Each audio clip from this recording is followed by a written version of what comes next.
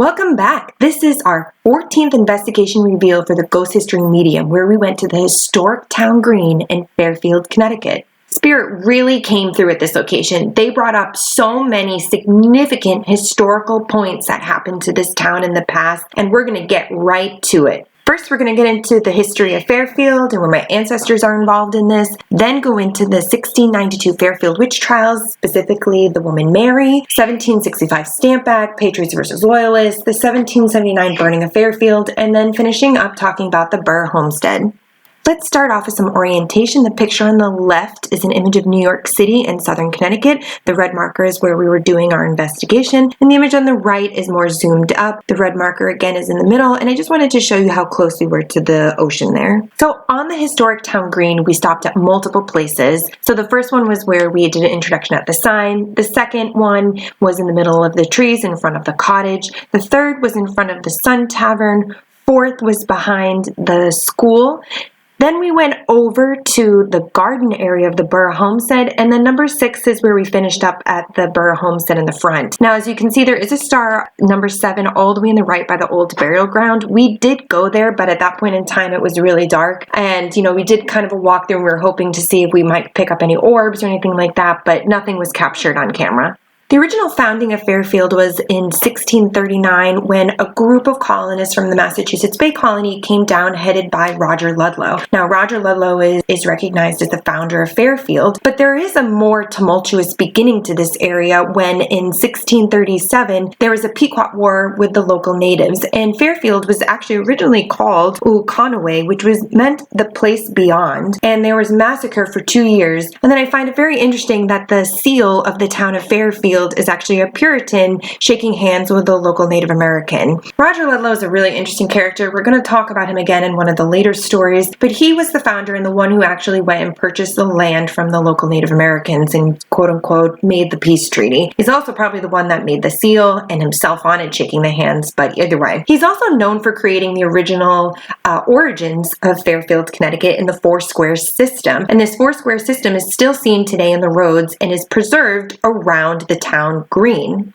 One thing I felt when I was standing here in this town green was that really nothing had been built upon the ground that I was standing on, and this is true. So looking at a map from 1648 to today, not much in the town green has really changed. I also felt like this was a place for selling goods, which was also true, and I also felt like there was livestock that were walking back and forth. Now, I couldn't find much about horses, but Ludlow did have a pasture ground that was specifically laid out for him, and he did have horses in that area. Now, I did find another entry about kids looking out the windows around the school that was near the grounds there, and they actually had chicken and cattle around the school. So that was very close to where we were standing. The other thing I mentioned was talking about shellfish, and there's something important about this as well. So in a diary entry from a Bostonian in 1789 when he was visiting Fairfield, his name was Samuel Davis, he visited during a time what was called the Feast of Shells.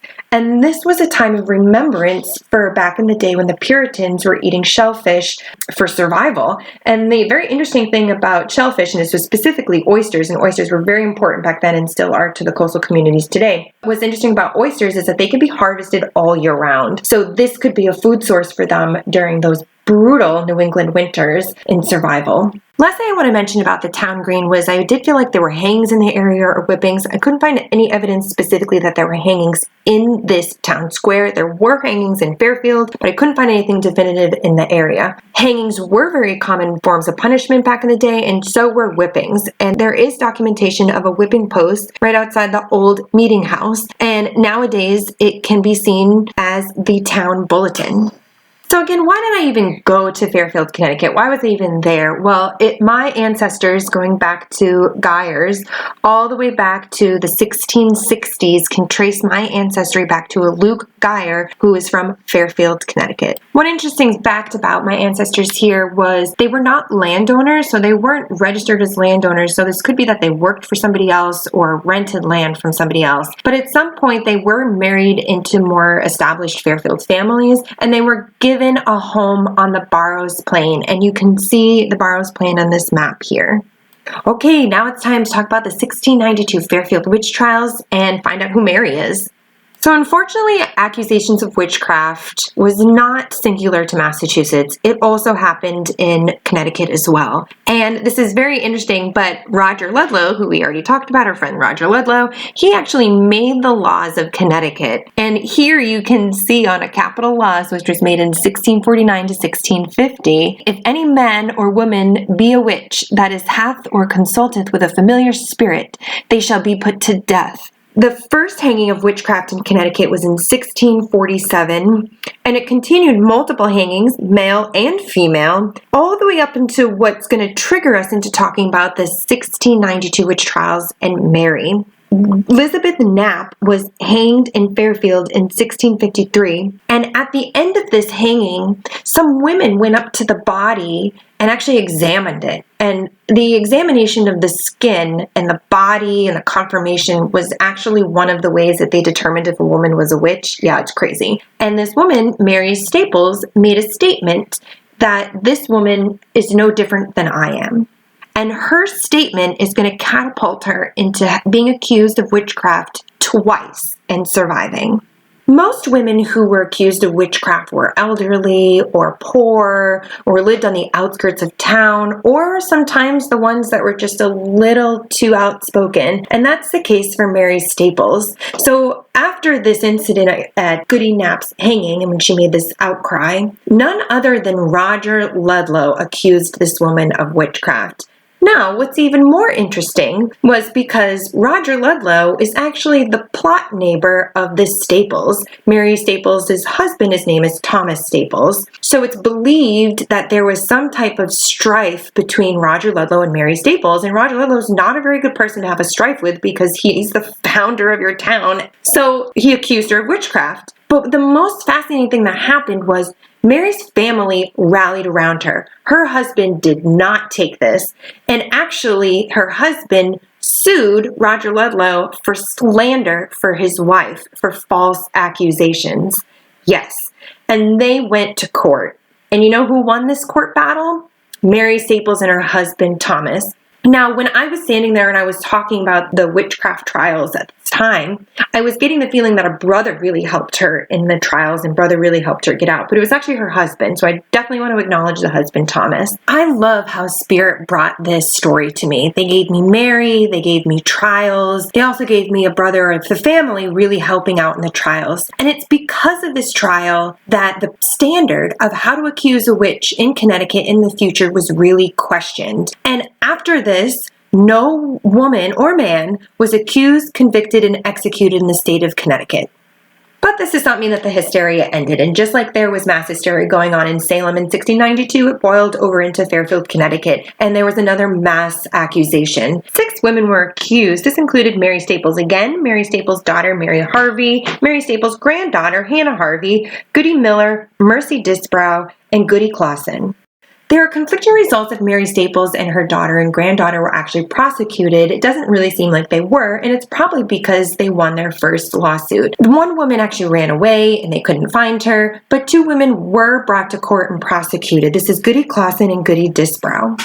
I was specifically talking about woman-on-woman fear in regards to these witch trials, and a woman did accuse these 6 other women of witchcraft. But not only that, during the trials, your neighbors and the women in your community would actually come in and examine your body to find out if you had any marks of the devil. So your friends in your church could actually be your accusers of death. Now, it was during this trial that actually one of my great times 10 and 11 grandfathers testified. This was Thomas Bennett and his son, Thomas Bennett Jr. They testified against Goody Disbrow that she was in fact a witch because of things that they had seen and heard her do. At the end of this trial, these 2 women actually requested a floating test, and they were brought out to Edwards Pond, which today is seen as a depression on this town green, and they were tried as witches out there. I mentioned something about buckled shoes, and I'm not sure if when I was talking about that, they were referring to the fact that they had to take off their shoes before going into the water, before trying to be drowned or dunked or whatever they tried to do. Either way, neither woman was executed for witchcraft, and it's a little unclear what the result was. They were convicted, but not executed. And we can thank Mary Staples and her brave efforts for that. Next, let's talk about the 1765 Stamp Act, Patriots versus Loyalists, and the 1779 burning of Fairfield. This was one of the coolest things that I've ever gotten from Spirit at a location. So there was, in fact, a 1765 protest that was all over the colonies, and it was against the Stamp Act. And the Stamp Act was initiated in 1765. Now, what this was Britain was in debt after the French Indian War, and so, how do you get out of debt? You tax your colonies. So the colonies had a bunch of taxes within a few years, and they were getting furious. But the Stamp Act was honestly the nail in the coffin. And the reason why this one was so much more important than the other ones was that not only was it taxing foreign goods, this was taxing internal goods. And the colonists were irate. So the colonists kind of went ham. What they did is they ended up burning an effigy, or AKA burning a scarecrow, of the stamp masters that were sent over from Britain. And these were really dramatic, centralized riots. So the other kind of bizarre thing they did to protest this was on the night before the Stamp Act was supposed to be put into effect, which was October 31st, many towns all over New England and the colonies had a mock funeral for liberty. And it was this most bizarre thing where they actually had liberty and they put it in a casket and they buried it. It was this very dramatic thing. And I wanted to know if this was something that was done in Fairfield, not to say that it wasn't done in Connecticut, it was, but was this done in Fairfield, and were children and women involved? Okay, so here's some specific findings of Connecticut. So, Middletown, Connecticut, some 800 people were said to have taken part in ceremonies extricating effigies held for the Stamp Act, and this was on November 30th. Then it also says 500 to 1,000 men gathered in Connecticut to force the resignation of the stampman Jared Ingersoll. Then I was like, well, okay, I need something more specific to Fairfield. So here in this next one, it says, at Fairfield, Connecticut in the same year, protesters erected their own gallows, but used the town hangman. So remember when I was saying this was something at night, they were talking about traitors and hanging, and this seemed like a really crazy riot. I definitely think this is what I was seeing, especially the year 1765 came up. But what about women and children? So down here I found these pageants took place throughout the continent. In New London, where even children cried at the stampman's effigy, "There hangs a traitor, an enemy of his country." And this was done in Norwich, Lebanon, Windham, West Haven, Fairfield, and Milford, Connecticut.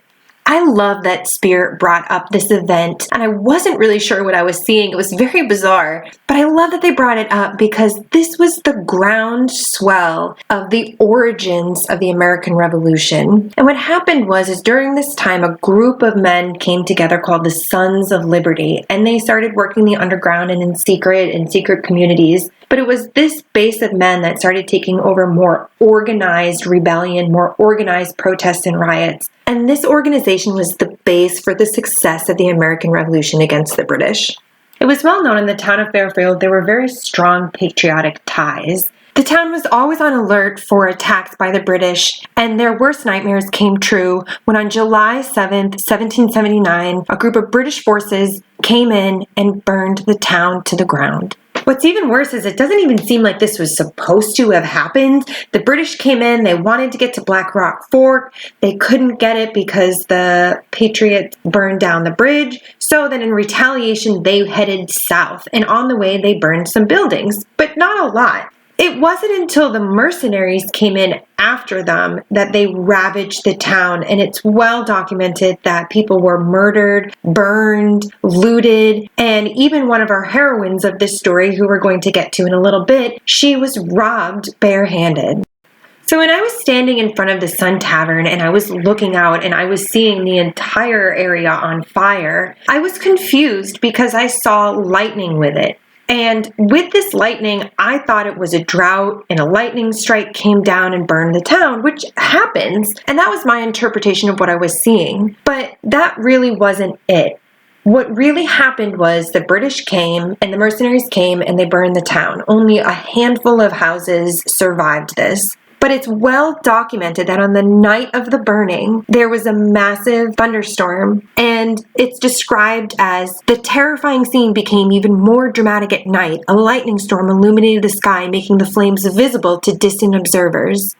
Oh, the horrors of that dreadful night. The sky was speedily hung with the deepest darkness wherever the clouds were not tinged by the melancholy lustres of the flame. At intervals, the lightning blazed with livid and terrible splendor. The thunder rolled above. One thing that is so challenging in psychic work and mediumship work is, you're given these images and you're given these words, but you don't always know what they mean until you get it validated. And for example, how I get that validated is by going back into the history books. You just have to take it with a grain of salt sometimes and just say and see what you're getting, and then let the evidence and the history sort it out for you.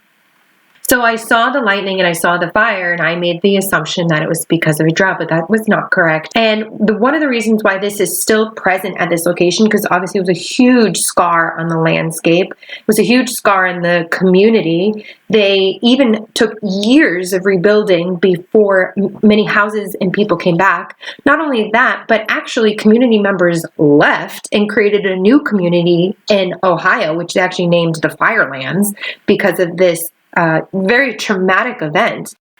Last but not least, let's validate some information that came through about the Burr Homestead.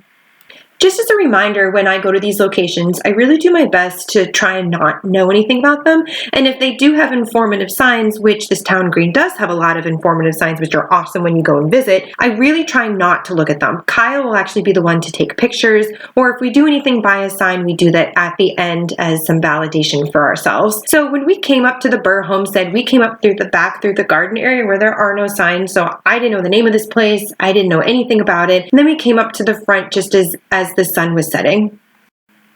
It wasn't until we went to the front of the building where two individual spirits did come forward to me. The first one was a woman about middle age who was colonial, and she was phenomenal. I mean, stellar, top of the line woman. She's very wealthy. She was talking about children. Well, there was a lot of children, but she was talking about children. She also mentioned adopting children, which that's the first time that's ever come up to me at a location. And she also was talking about a school. So I believe that was Eunice Dennie Burr, and we're going to get into more about her and her husband, Thaddeus Burr Jr. The second individual was a very elderly man, and there's only one elderly man that I could find that really lived in this house for that long, and his name is Obadiah W. Jones. We're going to talk about him too. So the history of the house starts around 1650s in the Burr family, and it was in the Burr family for about 150 years. So it starts with Jehu Burr, Peter Burr, Thaddeus Burr Sr. They built the early versions of the first homestead. Then in 1755, the home goes down to Thaddeus Burr Jr. and his wife, Eunice Dennie Burr. Oh, would you look at this beautiful couple. So Miss Thaddeus Burr, or Eunice Dennie, she died in 1805 at the age of 76, and her husband died in 1801 at the age of 67. What's interesting is that Thaddeus Burr has the name Abigail in his family repeatedly, and I heard that back in the garden. His grandmother, mother, aunt, and sister are all named Abigail. Now, this couple was the creme de la creme of the American Revolution and was well loved and endeared and respected in the town. They were well associated with revolutionists such as Benjamin Franklin and John Hancock during the Revolutionary War. Even that, John Hancock and Dorothy Quincy got married there in 1775, and I was seeing weddings. Now, it could have been that wedding that I was referencing, but also even more in present day, you can rent the area and you can have your wedding there as well. So I'm not sure. They didn't have any children, but they adopted Gershom Burr Jr., who was a nephew of theirs, officially adopted, and he actually inherited the house after they both passed away. He also was a father figure to his nephew Aaron Burr Jr., who is the vice president who shot Alexander Hamilton and is known in the play. There's also a mention that Thaddeus Burr could be part of George Washington's Culver spy ring. This is interesting of note because when I was in the backyard, I kept getting the impression of a secret society, so I'm not quite sure if this is true or not, but it looks like the verdict is still out. Thaddeus Burr did play an important role in Fairfield. He acted as the deputy of the general court, justice of the peace, high sheriff of Fairfield, and he has been shown to send letters to George Washington. He's also was to be known as an active member of the Sons of Liberty before the war, as well as a personal friend of several of the founding fathers. Now, his wife, Eunice Burr, stayed with the home during the attack and spoke to General Tryon in defense of sparing the town. So yeah, let's get back to Eunice Burr. Eunice Burr is well remembered for her efforts in trying to protect her home against the British during the invasion. And in remembrance of her, there is a Fairfield chapter of the Daughters of the American Revolution that's named after her and has done a lot of work in the town to preserve and save her memory. At her home, she is known to have a beautiful garden out back, which I did talk about, and the roses. She had marigolds and roses, hollyhocks and peonies back there. Another thing she is remembered for is starting the Fairfield Academy, which was established in 1804, which is the year before she died. So Eunice Burr did purchase shares to start to build this academy, and when she did it, she said that this academy must also be available to young girls and women.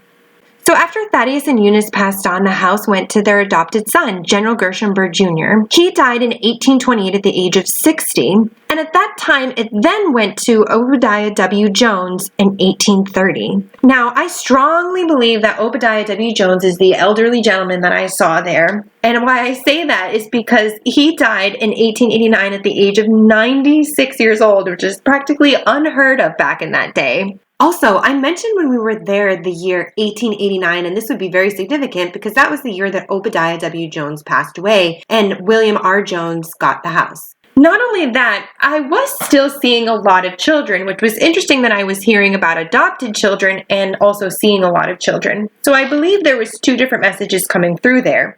Because with this elderly man, he had 10 children. He was also a wealthy millflour merchant, and both him and his wife died in the home. I could find census records for them living in the home from 1850 to 1880, and in each of the records, they had 2 to 3 servants. Now, they also renovated the home by raising the roof, and I'm sure they did this because they had to fit all of their children in this house. One thing that was really interesting, too, is that a lot of their children continued to live with them until their older age, so around 40s. Now, one son in particular, William R. Jones, lived in the house his entire life, and he took care of his ailing elderly father in the home.